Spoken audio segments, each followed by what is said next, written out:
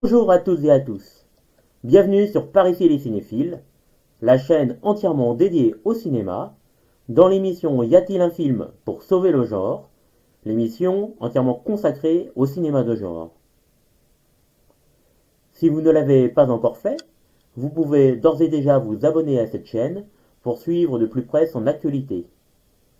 Vous pouvez également, après avoir regardé cette vidéo, laisser un petit like, cela fait toujours plaisir. Enfin, vous pouvez aussi retrouver mes articles écrits toujours sur le cinéma sur le site Par ici la culture, lien dans le descriptif de cette vidéo. Pour ce nouvel épisode de Y a-t-il un film pour sauver le genre, j'ai choisi de vous parler d'un cinéaste malheureusement oublié, à savoir William Wellman, et d'un de ses chefs-d'œuvre, un chef-d'œuvre qui aura un impact considérable sur le cinéma contemporain, à savoir le western L'étrange incident. Alors, pourquoi j'ai choisi de vous parler de William Wellman? Si vous avez eu l'occasion de lire quelques-uns de mes articles sur le site Par ici la culture, je me plais souvent à citer William Wellman comme référence dans le cinéma de genre, mais également dans le cinéma classique. Alors, j'ai découvert ce cinéaste un peu par hasard. Il y a quelques années, lorsque je dévorais un ouvrage consacré à Clint Eastwood et à sa carrière. Eastwood expliquait l'influence considérable qu'avait eu Wellman sur son cinéma, sur ses goûts et également sur son succès. Notamment L'étrange incident qui faisait partie de ses westerns favoris, voire était son western favori. D'ailleurs, à l'occasion de la sortie d'Impitoyable, à l'occasion du succès d'Impitoyable, Eastwood déclarera qu'en quelque sorte, L'étrange incident et Impitoyable étaient connectés puisque Impitoyable n'était autre que sa version moderne de L'étrange incident. Pour la petite anecdote, il faut savoir également que Eastwood a tourné au début de sa carrière, lorsqu'il était jeune, sous la direction de William Wellman lui-même, pour le dernier long métrage de ce dernier, L'Escadron Lafayette. Alors William Wellman, qui est-il? Cinéaste américain, né en 1896, mort en 1975. Première étape de sa vie qui l'aura marqué, qui va influencer son cinéma, son volontariat lors de la Première Guerre mondiale. Il s'engage en qualité de pilote pour combattre sur le sol français. Il est intégré au sein de l'Escadron Lafayette. Tiens, tiens. Durant sa carrière de pilote, il va abattre plusieurs appareils allemands et va être en quelque sorte intronisé en véritable héros. Un fait qui va largement marquer sa carrière puisque à l'occasion de tous ces longs métrages, lorsqu'il traitera ses protagonistes, ses personnages principaux, il ne les intronisera jamais lui-même en véritable héros. Il n'héroïsera jamais complètement leurs actions. Wellman choisira plutôt de parler du soutien de la communauté, du soutien du groupe, qui permettra aux héros d'exprimer totalement leur plein potentiel. Donc du coup, après la guerre, Wellman va gravir les échelons et intégrer Hollywood et va devenir l'un des principaux pionniers de l'âge d'or hollywoodien, de l'âge d'or du classicisme hollywoodien, aux côtés de figures illustres comme John Ford. Figure illustre également, effectivement qu'on a oublié de nos jours, figure qui va marquer le cinéma en s'épanchant sur plusieurs genres. Films de guerre, par exemple, ça c'était un peu évident, comme Les Ailes. Western, comme L'étrange incident ou encore La ville abandonnée. Polar, comme L'ennemi public. Mais également drama.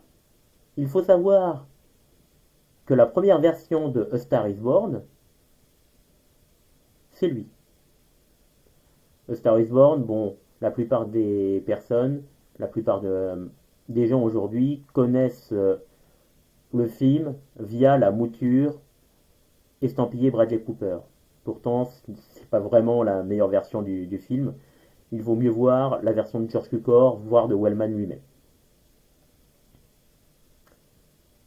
Caractéristique du cinéma de Wellman, son engagement, sa hargne. Wellman était quelqu'un de relativement atypique au niveau politique. On pouvait le taxer d'être de droite, ou plutôt de droite modérée pour un Américain, mais il était également anarchiste. Il se transcendait lors de ses longs métrages uniquement lorsqu'il arrivait à pointer du doigt les inégalités sociales, toutes les injustices de ce monde. D'ailleurs, Bertrand Tavernier, le cinéaste et critique français, soulignait ces faits. Il disait de Wellman qu'il n'était jamais meilleur que quand il s'insurgeait, que quand il se plaçait contre tel ou tel fait, telle ou telle injustice. D'une certaine manière, dans cette verve, dans cette hargne, Wellman annonce quelque part le cinéma de Robert Aldrich, quelques années plus tard. La carrière de Wellman va s'achever malheureusement relativement rapidement. Il finira de tourner à la fin des années 50. Fort donc d'une filmographie de près de 80 films, entre films de commande, films marquants et véritables chefs-d'œuvre.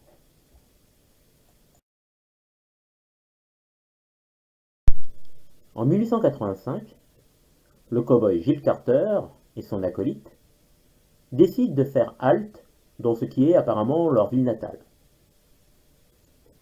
Carter espère y retrouver Rose Maypen, une femme qui lui a promis de l'épouser à son retour. Malheureusement, très vite, il apprend que Rose a décidé de convoler en juste noces avec un autre.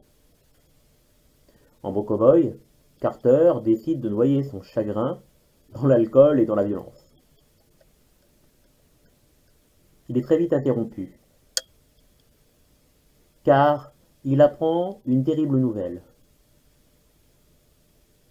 Un fermier de la région, un homme particulièrement apprécié, Kincaid, aurait été retrouvé assassiné. La nouvelle se répand alors comme une traînée de poudre. L'ancien associé de Kincaid, Farley, décide de recruter des volontaires parmi les habitants. Il monte une expédition afin de traquer les responsables. Il est appuyé dans cette entreprise par le shérif adjoint Mapes et par un ancien major de la guerre de sécession. Mais certains hommes avisés voient d'un très mauvais œil cette expédition. Ils savent qu'elle va tourner à la justice expéditive. Parmi ces personnes avisées, on retrouve le commerçant Davies et le juge de la ville. Mais l'expédition, menée par Fanley, par Mapes et par le major, n'a que faire de leur recommandation. Ils se mettent en chasse. ils finissent par capturer 3 hommes, un vieillard, un Mexicain et un jeune fermier. Ils les déclarent coupables très rapidement au vu de preuves qu'ils considèrent comme accablantes. Les 3 hommes sont pendus sans aucune forme de procès équitable. Pourtant,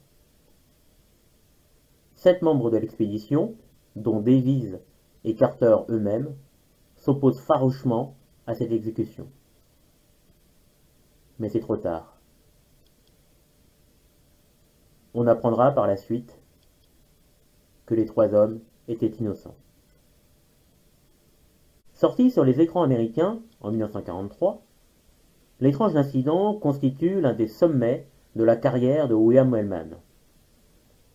Wellman décide d'adapter le roman éponyme de Walter von Tribul-Clark, publié quelque temps auparavant. Afin de financer son projet, il contacte le producteur Darryl Zanuck, avec qui il s'était brouillé quelques années auparavant. Les 2 hommes se réconcilient. Mais Zanuck est conscient du faible potentiel commercial d'un projet tel que l'étrange incident. Il demande alors à Wellman, en contrepartie, de réaliser dans un avenir proche 2 longs métrages de commande. Wellman accepte. Zanuck va voir la Fox et pour persuader le studio de financer l'étrange incident, il va argumenter, selon la légende, de cette façon. Oui, l'étrange incident ne vous rapportera sans doute pas d'argent, ou peu d'argent. Mais ce sera un grand film, un film prestigieux, que vous serez fier d'avoir dans votre catalogue.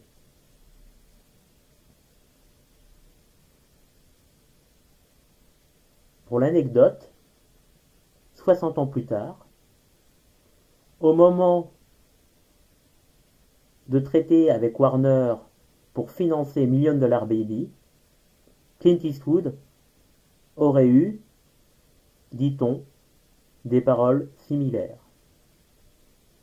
Alors oui, l'étrange incident ne triomphera pas aux Oscars comme $1 Million Baby, mais sera en revanche nominé pour le sacre majeur, celui de meilleur long métrage de l'année, en 1943. Au casting, Wellman va faire appel à un casting de vétérans, mais également à la tête d'affiche, ou au moins l'une des têtes d'affiche du moment, à savoir Henry Fonda. L'acteur avait triomphé à l'occasion des Raisins de la colère de John Ford, quelques années auparavant, et il va endosser naturellement le rôle de Jill Carter. À ses côtés, on va retrouver notamment le jeune Anthony Quinn dans le rôle du Mexicain. Il y a quelques années, j'ai été frappé par un dialogue tiré du film L'Empereur de Paris de Jean-François Richet. Au détour d'une conversation entre Fabrice Lucchini, qui a interprété Fouché, et Vincent Cassel, qui a incarné Vidocq, Lucchini Fouché émettait les propos suivants. Le peuple est souverain, mais la foule est une bête féroce, avide de sang, qu'il faut nourrir. Il évoquait la guillotine. Des propos qui résument remarquablement bien ce qu'il se déroule dans l'étrange incident. Oui, l'étrange incident est un film sur le lynchage atroce, lynchage de 3 hommes innocents, victimes d'une justice expéditive, inique, immorale, rendue pourtant par la majorité, mais une majorité fanatisée. Wellman n'est pas le premier à traiter de tels événements. En 1936, Fritz Lang avait déjà accouché d'un premier chef-d'œuvre sur le sujet, à savoir Fury. Wellman va récidiver avec l'étrange incident. Pourquoi? Parce qu'au moment de tourner l'étrange incident, Wellman n'est pas dupe. Pas dupe de ce qu'il se passe aussi bien en Europe que sur le sol américain. En Europe, les premiers rapports commencent à parler du massacre orchestré par les nazis sur la population juive. Aux États-Unis, les Afro-Américains continuent d'être les souffres-douleurs d'une partie de la population, tandis que les Japonais de nationalité américaine sont parqués dans des camps soupçonnés d'être des espions à la solde de l'Empire nippon. Un tableau peu reluisant.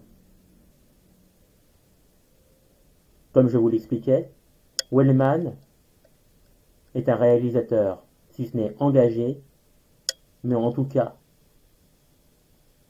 très porté sur les inégalités sociales, et il n'est jamais meilleur que lorsqu'il s'oppose à toute forme d'injustice. L'étrange incident incarne à merveille cette velléité.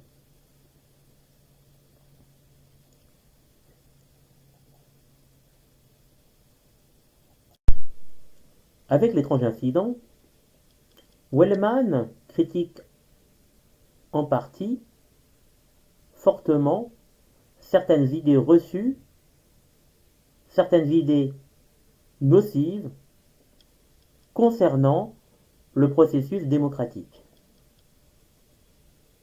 Non, mais ne vous inquiétez pas, Wellman est très attaché au processus démocratique.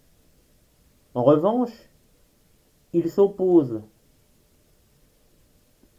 à l'idée que la majorité prévaudrait sur les institutions censées administrer la vie de la cité ou la vie de la nation. Car ici, dans le cas qui nous préoccupe, c'est-à-dire rendre la justice, et ici une justice inique, expéditive, toutes les décisions sont prises à la majorité. Sauf que la majorité n'est pas le fait du peuple souverain, mais bel et bien de la bête féroce avide de sang. D'ailleurs, Wellman annonce très vite ce qui va se produire. Lorsque le shérif Mapes éconduit le juge et Carter, alors qu'il n'a absolument pas l'autorité nécessaire pour mener l'expédition, et va cracher dans le bureau du juge lorsque ce dernier essaiera de le raisonner.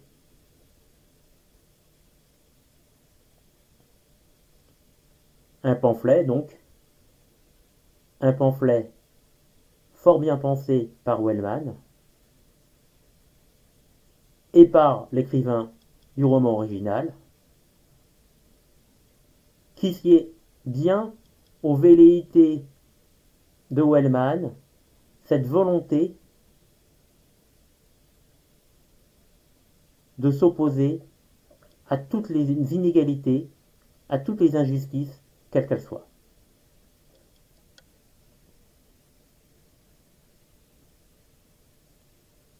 Bien entendu, l'étrange incident rassemble plusieurs caractéristiques formelles chères à Wellman. En premier lieu, le sentiment d'absurde qui règne tout au long du long métrage. Sentiment d'absurde car la situation, le drame en cours, n'est autre que le fruit de bruits de couloir, de ragots colportés, de faits même pas vérifiés. Mais la chasse à l'homme est lancée. Du coup, l'absurdité va croissante. Et on va juger, condamner 3 hommes, tout simplement parce qu'ils vont se trouver là, au mauvais endroit, au mauvais moment. Tout comme un certain Ned, Morgan Freeman, dans Impitoyable.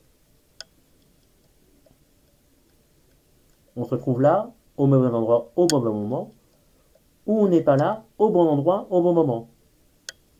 C'est le cas du shérif. Seul véritable dépositaire de la loi.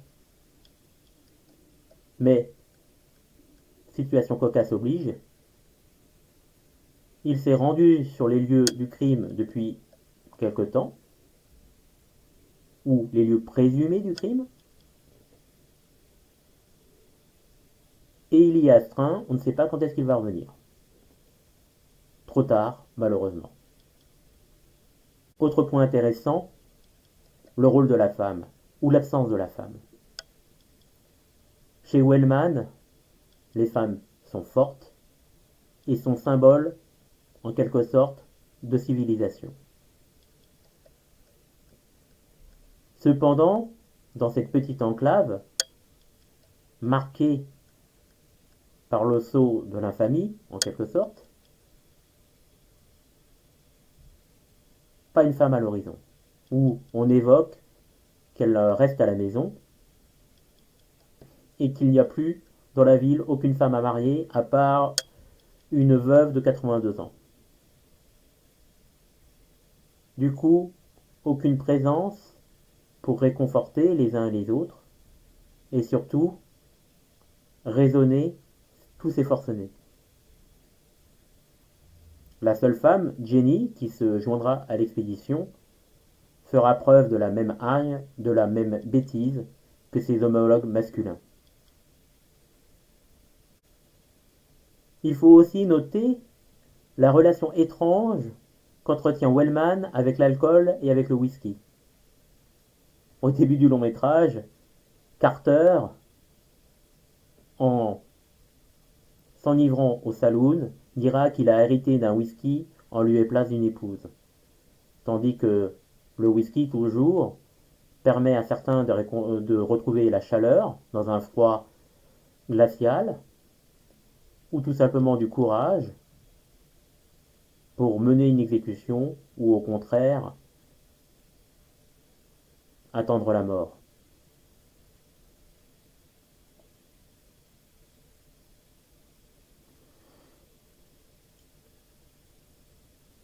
Cette relation avec le whisky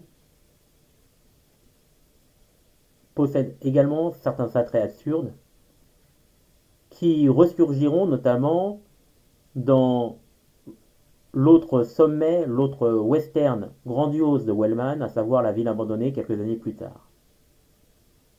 Dans ce long métrage, après un braquage, un des gangsters va remplir sa gourde de whisky en guise d'eau, mais il va être amené à traverser un désert aride sous un soleil de plomb. Là, il quémandera tout au long du chemin de l'eau en échange de son whisky. Quelle idée, vous allez me dire. Il faut également noter les caractéristiques bibliques de ce western. Le western trouve souvent ses sources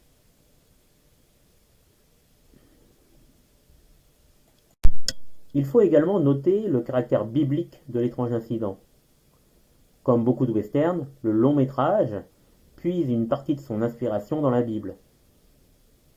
La scène de la pendaison rappelle celle de la crucifixion dans le Nouveau Testament. 3 hommes, dont une figure centrale, innocente et pleine de compassion, s'apprête à être exécutés par une foule en colère, une foule aveuglée par la haine et le ressentiment. Enfin, il faut parler du principe d'héroïsation, ou plutôt de non-héroïsation, cher à Wellman. Comme je vous l'expliquais au début de cette vidéo, Wellman